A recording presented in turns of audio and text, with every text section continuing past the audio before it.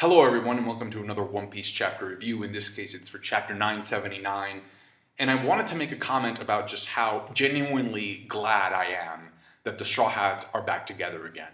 Because everybody's vibing, it seems to be one full cooperative unit, the Straw Hat crew, moving together, marching on into Onigashima Castle to declare war against Kaido and Big Mom. But the important thing here is that they're doing it together, right? They're doing it together because remember, it took a long time, literally years, for the Straw Hats to be back together again like this. They haven't been together since Dressrosa, when the Sanji group split up from it. And even then, Jinbei wasn't with them. So it's finally time to enjoy the full crew dynamics. And then you read this chapter and you're like, well, that's gone. To the point where if I were to ask you, hey, do you remember the arc where the Straw Hats got separated? You'd probably answer me, which one? We see on the cover that the Tontadas are making their way back to their home island of Greenbit. I'm assuming they're coming back from Reverie because that's where we last saw Leo. And on their way back to Greenbit, they discover one of Big Mom's tart ships that is carrying Pound. So surprise, surprise, Pound wasn't dead. I actually feel pretty neutral about this. Like, I don't think it's super cool that he's back, but I also don't think it's super disappointing either. I'm just neutral. And the reason for that is because I actually never believed that Pound was dead in the first place. Because number one, this is One Piece, and the fact of the matter is that characters rarely die in the present. But then I also remember Oda deliberately cutting away from the scene of his execution. So it wasn't really like 100% clear that he died. And so if Oda can have Pell survive a nuke, at this point I'm just like, what else is new? Now there's actually another reason for why I thought that Pound was too relevant to kill off, and that's because back when he was trying to escape Whole Cake Island, we saw that his ship looked very similar to a Viking's ship. And so we know that the Giants of Elbaf have like that Viking theme to them. And so I always considered the fact that Pound could have a connection with the Giants that we're not aware of right now. And so since this is leading up to him reuniting with his daughters, and we know that Lola also had a connection to Elbaf because she was supposed to marry Prince Loki of the Giants, I definitely think that Elbaf is where these characters are going to be headed to next. That's where they're going to end up. And I'm not just saying this because I think that Lola and Loki need to have some narrative closure, but also because the Tontada are involved now, and we know that the Tontadas consider Usopp to be their hero. And we also know that Usopp will be playing a major important role in Elbaf because he's been wanting to go there since Little Garden. And so having the dwarves meet up and support Usopp in Elbaf would serve a narrative purpose. Plus, we also know that Capone really wanted to take down Big Mom in Whole Cake Island. Like, that was the whole purpose of the plan, the plan that ended up failing. And so if he takes his family to Elbaf with him, it's very likely that he'll be able to witness Big Mom's fall in Elbaf. So there's just a bunch of narrative threads right now that seem to be pointing to a lot of these characters in the cover story to be going to Elbaf next. There's just a bunch of indicators. Now I know I'm jumping ahead here, but given what we learned in this chapter about the possibility of there being an arranged marriage to solidify the alliance between Kaido and Big Mom, I think it's possible that once that marriage fails, Big Mom kind of looks at it and like, okay, well this arranged marriage didn't work either, so let's go to Elbaf to try and see if the arranged marriage to Prince Loki actually works out this time. Now, just as a quick side note here related to Usopp, because I know some of you were pretty excited that in the previous chapter, it seemed like he had used his observation haki to detect and take care of the guards that were at the entrance, even though they were pretty far away from the Sunny. And it was a pretty cool moment, but it's not the only time that we've seen Usopp use his observation haki like that. Since he awakened it. In chapter 798, if you look at that chapter, as the characters are about to leave Dressrosa, Usopp is the first one of the characters there, and this includes the entire Grand Fleet. Usopp is the first one that notices that Luffy is running towards them. And Luffy's really tiny because he's so far away, but still, Usopp is the first one to notice him because of his observation haki. It's just a cool little detail. The chapter opens up with Orochi receiving one of those well-drawn birds from Kanjuro that has information about the alliance. And so I thought to myself, wait a minute. If Kanjuro is lost in this chapter, why doesn't he just draw a bird and has it fly to Orochi, and then he can follow that bird to find his way. But then I looked at that page, that panel where the bird is flying, and it seems to be happening at a different time. It seems to be, the sky is really bright, and then you also see a bridge blowing up. So it seems like that sequence is happening way before what's happening now. So maybe Kanjiro knew where Orochi was back then, but not anymore. But yeah, I just thought, like, why not just draw a bird and follow that? Once again, we kind of see how the armies are set up. Kinemon will be hitting around the skull on the right, and then Shishilian is there behind him, while Denjiro is leading the men on the left, and we see Hyogoro behind him. And we also see the Yakuza bosses in both of those panels as well. So it seems like Shishilian and Hyogoro are second in command in those groups under Kinemon and Denjiro. And then, of course, we have Law's group going around the back, and we see that Inuarashi is also part of the group, which was something that I did not see in the previous chapter. So now we know that the dog is also inside the sub. There's one thing I don't understand here, which is why is Denjiro's group called the South Forces when Kinemon's group is called the Eastern Forces or the East Forces? Wouldn't it make sense for Denjiro's group to be the West Forces since his group is going left? Like I said, Kanjiro appears to be lost inside Onigashima, which, by the way, kind of works to justify why Frankie really wanted to find those blueprints to the mansions, because, I mean, it seems like it's a pretty complicated place to navigate. Kanjiro actually says that there's just a bunch of tunnels that he's never been in before. So perhaps maybe the road poneglyph is within that maze. It seems like the Beast Pirates are under no instructions to recognize Kanjiro at all, because it seems like Kanjiro took out those guards. And then Momonosuke, after that confrontation takes place, Momonosuke looks on the ground and conveniently finds a knife there. I feel like there's two options here with Momonosuke. He can either free himself and run away back to the Alliance, possibly run into Luffy or Zoro, or he can try to fight Kanjiro. That way, if he manages to defeat him, which I doubt, but if he manages to defeat him, the alarm doesn't go off, and the Alliance can continue to infiltrate Onigashima and doesn't get found out until Luffy exposes himself. But I definitely think that Momonosuke running away is the more likely option out of the two. And who knows, maybe he can even run into Kaido's son in the process. There's a throwback in this chapter to Fishman Island, because we see the Straw Hats are going to be using the vehicles that combine to form General Frankie to continue to advance. And so we get the Black Rhino, number 4. Frankie and Brook speed off on that. And then the Brachio tank, number 5. And that will be occupied by Usopp, Chopper, Nami, Carrot, and Shinobu. And unfortunately for Sanji, he gets stuck riding the thing outside. I actually read one translation that had Frankie sort of saying that he had made improvements on each of the vehicles. But then I looked at the pictures and the designs literally looked the same as they did back in Fishman Island. So I was like, what improvements, what changes is he talking about? Because they looked exactly the same. And so in the official translation, it's not that he says that he made any changes. It's just that Jinbei says, oh, I remember those things. And then Frankie says, they're not things, Jinbei. How dare you call them things? Also, at one point, Frankie does tell Chopper that they're going to be docking the vehicles once they reach the back of the island, which means that General Frankie will be making an appearance sometime in the future. This whole middle section of the chapter is really funny, really comedic, because we find out that Luffy went ahead to be able to catch up with Kid because he doesn't know the plan. Like, Luffy just comes up with these weird excuses to run off, right? He's just like, oh, I have to go catch up with Jaggy because he doesn't know the plan and he doesn't know about Odin. When I guarantee you that Kid, like, if you told him about Odin, he would not care. I guarantee you Kid would not care. He would just brush that off. But, you know, Luffy has to come up with these things to say, oh, and then in one of the final pages, Luffy says, Kid doesn't know about Odin. What if he messes everything up? So Luffy is worried that because Kid doesn't know about Odin, he risks messing everything up, when the most likely candidate to mess things up is himself. And I love the fact that we get the Straw Hats' reaction to Jinbei telling them the news about Luffy and Zoro, because their reaction is our collective reaction.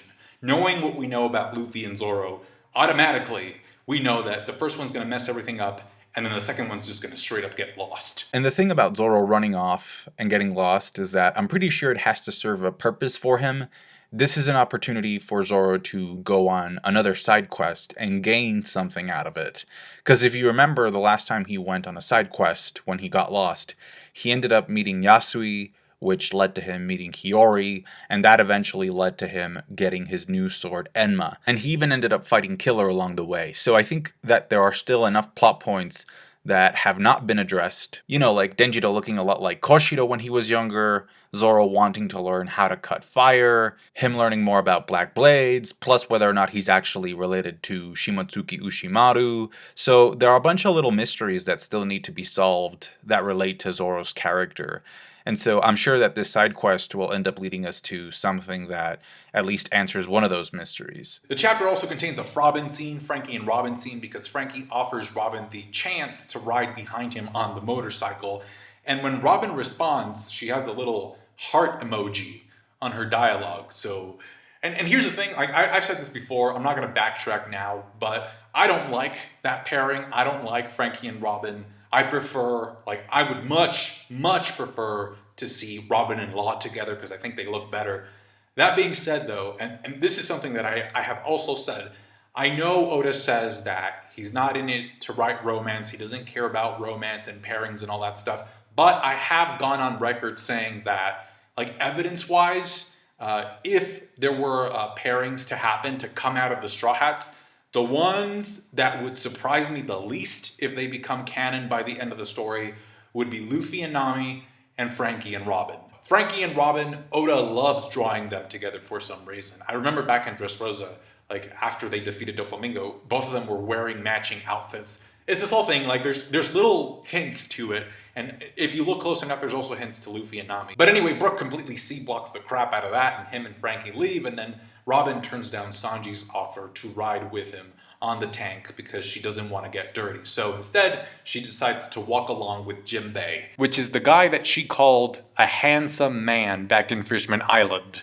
So yeah, she's walking along with who she considers to be a mature, handsome man, because she does say, "Wow, you're so mature, Jinbei." Which is kind of true because Jinbei has proven to be the sort of like sense of calmness during the storm. Like when there's a moment of crisis, he seems to be the one holding it together and giving people instructions on how to move next. I also noticed that they seem to be contrasting each other very well in that scene because while Robin is wearing what is undoubtedly the best beast pirate disguise, Jinbei is wearing the worst. I don't know how Jinbei is going to do it so that he doesn't get found out. So the two of them walk off and then we hear like this rustling noise from these bushes and out comes Oda's number one fetish, a silhouette. And that silhouette belongs to Gin. I'm pretty sure it's actually going to turn out to be Kaido's son, but I'm fully aware of the fact that Gin is now pretty much a meme within the fandom. It kind of reminds me of like the pre-Sabo days when we didn't know that Sabo was alive. We kind of suspected it, but there wasn't any confirmation. And so when a new character would show up, people would say, "That's Sabo, that's Sabo. Oh, that animal there, that's Sabo." Anyway, the Tobi Roppo are summoned before Kaido. We get to see more of Ulti's antics. And I just have to say this, I really hope that she ends up being the Velociraptor, because I think that devil fruit power of her being a Velociraptor would really fit her character. She's small, but she's also very feisty. Like, she doesn't look super strong, but she looks like the type of dinosaur that would hop on an even bigger dinosaur's back and bite its neck like crazy. We also get a sense of how tall Black Maria actually is compared to everyone in that room. We find out that both Who's Who and Sasaki were previous captains of their own crew. And I'm like, who were they captains of? I'm pretty sure that's going to pay off. It's going to tie into something else. So they're kind of like what Drake used to be, because Drake also used to have a crew, although he was technically pretending to be a pirate, because he was working with sword. But this is why I think that Drake, Sasaki, and Who's Who are probably the strongest out of the six, because they had their own crew to their names. Now, I really do wonder what crews Sasaki and Who's Who were captains of. Could it be possible that one of them is perhaps secretly the 10th Titanic captain of the Blackbeard Pirates? Something else that stood out to me was the eye symbol that we see on Who's Who's chest. It reminds me a lot of the symbol from the Gossip Stones in Legend of Zelda.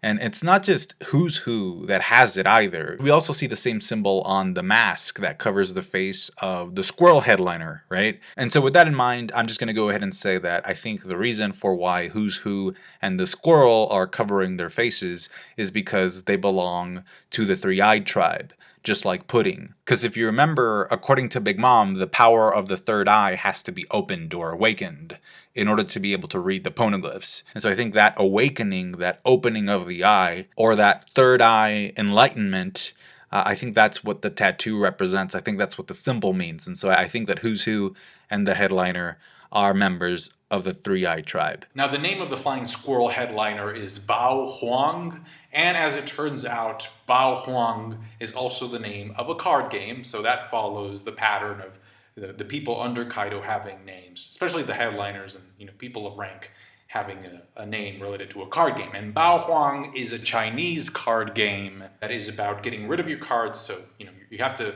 shed your cards, but you have to play them in combinations, and you have to be able to beat previous plays. And it's funny because the game is also known as Protect the Emperor. And so then Bao Huan goes through the entire itinerary, and the fact that it's pretty long gets me to think that that's how long it's going to take for Luffy and the Straw Hat Alliance to actually get to where Kaido is. It just sounds like it's going to take a lot of time for Luffy to get to where he actually needs to be, and for Zoro to finally get unlost. So I think this chapter pretty much confirms the fact that there's going to be some warm-up fights before the actual main fights. I mean, let's just take a look at the list, okay? Queen has to finish up outside. After that, the Calamities, King, Queen, and Jack, plus Fukurokuju, the leader of the Oniwa Banchu, have to give a toast. After that, Kaido and Orochi have to give a speech. After that, you still have to wait for the Big Mom pirate ship to show up, because apparently the Big Mom pirates aren't there yet. Then we have to get the formal announcement of the alliance between Kaido and Big Mom,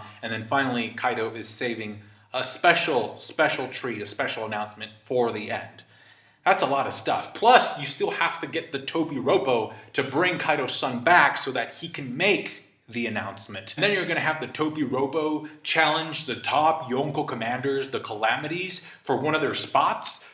When is all of this going to take place? I mean, if this is legit, if this doesn't get ruined by Luffy appearing sooner, then this is the schedule that we're going to have up until December. So I'm pretty confident that something is going to happen to cut at least one, if not more, of these speeches short. Because otherwise, we're going to be reading a lot of speeches. Now, Kaido goes on to reveal that his son's name is Yamato, and as of right now, we obviously know very little about him, but I do think it's worth mentioning that Yamato is the name of a legendary Japanese prince who was the son of an emperor. And he was kind of a warrior that was able to defeat several of his enemies. He even dressed up as a maid at one point to do so. And according to the legend, he was also able to obtain the legendary holy sword that Susanoo found inside the body of the 8-headed snake Yamata no Orochi.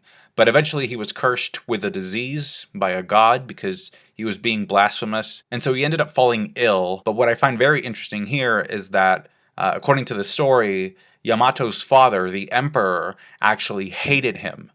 He hated his own son, and he wished that he was actually dead, because Yamato, according to the story, had a very bad temperament. As of right now, things are kind of pointing towards Kaido wanting to marry off his son Yamato to one of Big Mom's daughters to sort of formalize the alliance between them. But it could be another surprise. Out of the entire Tobi Roppo, the one who seems the most excited about challenging a Yonko Commander is Who's Who. If you look at his panel, he's like, heh, finally. And again, him and Sasaki used to be captains, so I do think that them two plus Drake should be the strongest out of the 6. Although Drake kind of said that he wasn't interested, so I'm not sure if he's going to ask to challenge anyone. But I do think that this whole Yonko Commander challenge can go one of 3 ways. Number 1, it can serve to hype up the Yonko Commanders even more if they look like monsters during their fights. Number 2, it can hype up a member of the Flying 6, because I don't think more than one of the Flying 6 members will win their fight. So it could hype up one of the Flying 6. Or what could happen is that if the challenger is closer to strength to one of the Yonko Commanders, and the whole thing turns out to be a mid-diff level fight or above. It could be that the Yonko Commander takes some damage during the fight or uses some of his energy to be able to deal with the Tobi Roppo member, and then that way the Yonko Commander is not at full energy when the Straw Hat Pirate Alliance reaches the castle, and that way said Yonko Commander would end up being defeated or taken down a bit easier by then, if that's the case. The chapter ends with Luffy entering the area where people are celebrating, and I think you see Queen there at the top, and then he sees that these henchmen are just wasting food, specifically Oshiruko. That reminds him of Tama and how she was essentially starving. Like, she could barely manage to get a little bowl of rice for her birthday. And so Luffy sees this, and you see that epic glare by the end of the chapter. And I'm curious if he can knock them out with King's Haki. I don't know if that would work. I don't think that the situation is appropriate for that, because I think he wants to punch the dudes because of how selfish they're being. I actually also think that this moment would have been a better character moment for Sanji instead of Luffy. I mean, I think there could have been a way to write Sanji into this scene and then have Luffy find something else to do or somebody else to confront. But at the same time, though, the problem with that is that Sanji doesn't have the history that Luffy has with Tama and the Oshiruko. As you may have heard, Oda released this special official announcement during the week saying that there will be more chapter breaks from here on out. Not because he's not working, but because him and his staff are taking the proper sanitary precautions, which I think is completely 100% justified and understandable, especially if you consider the fact that Oda has a history of smoking.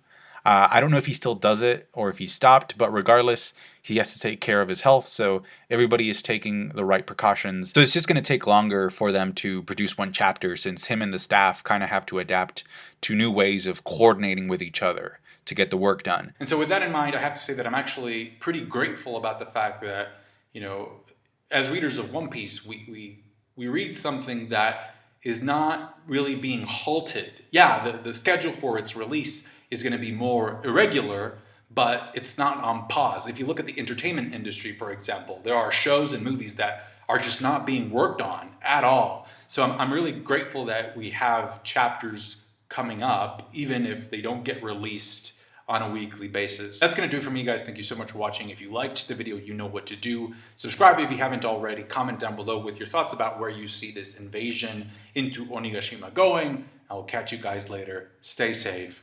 Bye.